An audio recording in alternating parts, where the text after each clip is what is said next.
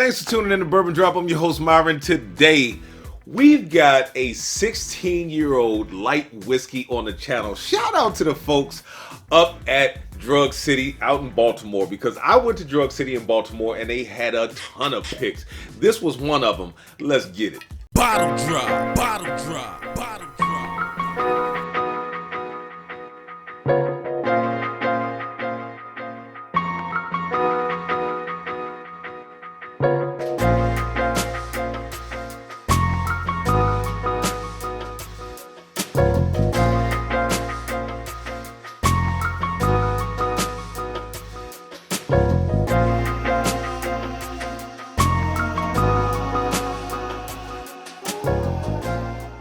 So I know you see all the samples on the table. This sample is partially empty. I am going to give it a second chance. One thing that I noticed when I did the review is that it seemed to get better as the review went on. So there are a few bottles that I do a fresh crack and they do well on the channel. This bottle wasn't one of them. And yes, RY3 sent me these. They did not send me this one. I got this one on my own, paid 90 bucks for it. I think it was like $84.99 or $89.99, I can't remember. But this was shipped to me directly from RY3. And at first it kind of started out kind of weird. I was like, oh wow, man, this is not what I was expecting. This is more along those lines of a tobacco because it's a cigar blend. But then as the review went on, it kind of changed. So I was like, you know what, maybe I should just give it some time.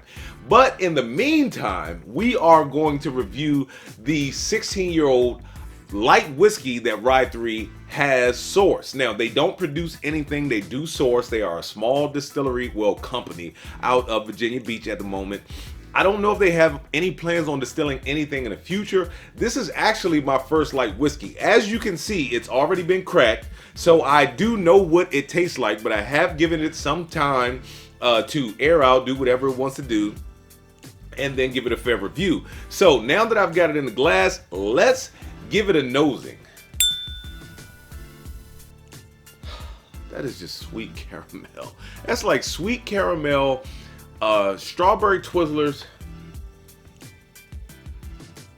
a freshly cut green apple,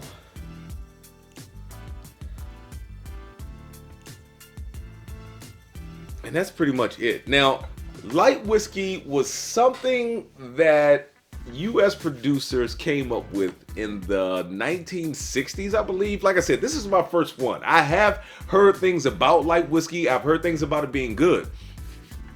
It's mainly about 99% corn. It's a very high corn content, but it's about 99% corn.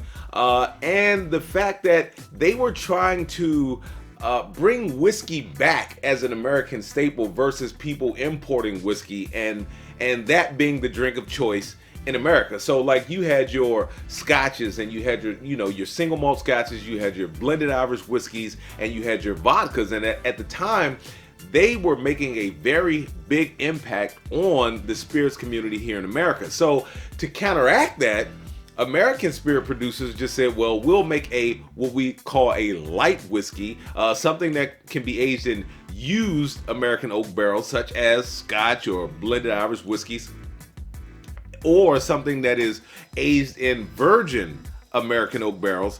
And those won't take on, as much of those, I guess, tannic flavors is what they were thinking. But that didn't work out so well. So they were left with quite an overstock, and nobody really knew kind of what to do with it. So when the bourbon boom happened, I think around 2016 or so, maybe even earlier than that, but I would say around 2016, they had all of this overstock and they didn't know what to do with it. So companies started saying, well, hey, you've got all of this old stuff. Of course, we as bourbon drinkers, we started thinking, oh, the older the better, the older the better. People started getting all of this old light whiskey, and people started selling it, and people started buying it. So it became kind of popular. It still has not overshadowed bourbon or rye in the spirits realm. So let's get into the palate, because I've talked enough about it.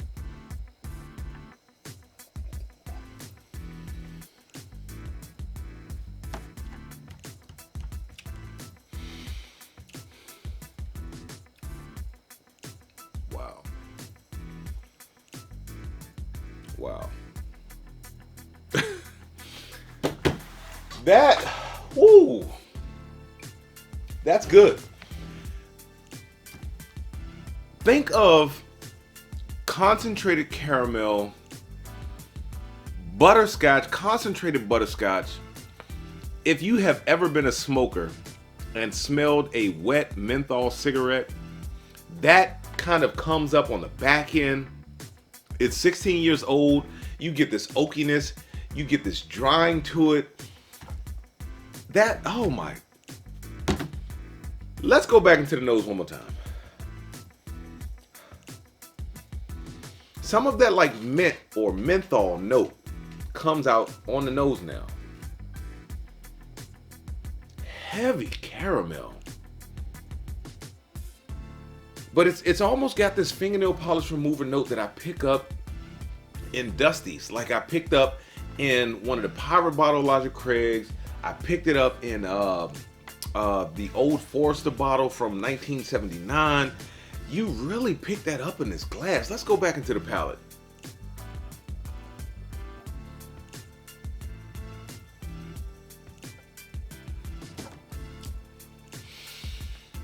Oh my gosh, there's like a cherry note too. So you get the sweetness with the caramel, you get the savory note with the butterscotch, you get like this cherry note. Wow, then you get just a hint of char on the back. No chocolate, no dark chocolate, a hint of char. You do get a drying note. So that 16-year age is standing out. But man, look, this might be early on in the year,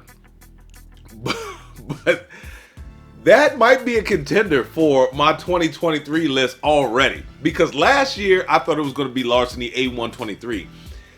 I don't know, man. So far, this one right here, it's doing it for me. The folks over at RY3 blended this thing well. Let me read on the back what it says, because I don't know where it's from. All it says is handcrafted, blended, and bottled by Phenomenal Spirits. That's it. It doesn't say where it was distilled. So, you know, according to the TTB rules, it should have where it was distilled at, unless it was distilled in the same state that the address is from the company who puts it on the back of the bottle. And it does say Virginia Beach, Virginia on here. So if there is a distillery out there making light whiskey in Virginia Beach and RY3 is sourcing from them and blending it, they are doing one hell of a job. Let's get into the breakdown. Now look, this is a pick. I feel funny saying something's worth the chase or not worth the chase when it's a pick, because, you know, all picks can be different. You know, this one was picked, it says exclusively bottled for the syndicate. I don't know how much of a role they played in picking this, if they had samples sit to them, if they just said, look, just pick it for me and bottle it and send it up here. I don't know. This was my first time at Drug City. But if this was an everyday offering, I would have to say it's worth the chase. It is that good. Is it worth over retail? I've got to look at the receipt again. I believe it was $84.99. Either way, $84.99 or $99.99. I'm paying that for it. That, in my opinion, it is worth over retail. Who is this for? This thing is 68.6 proof. That is 137.2 proof. This is not for the faint of heart. This is not for a beginning bourbon drinker. I don't even know if this is for an intermediate bourbon drinker. This thing right here, but it does drink, I will say this, it does drink calmer than the proof that's on it. But it still has a little bit of heat on it, because I do still feel some of that heat in my chest right now. Did it kick me in the mouth? No. It did have a drying note, but that was pretty much it as far as the delivery to the mouth. It had a drying note, but it wasn't one of those smash mouth bourbons. Will it always be on a bar? I am going to try to nurse this thing.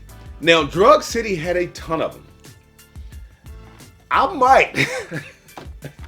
It is an hour and a half for me to get to that store. I might have to go back to that store just to get it back up. And with that being said, let the whiskey float. Never run out unless you head into a drop. Till next time.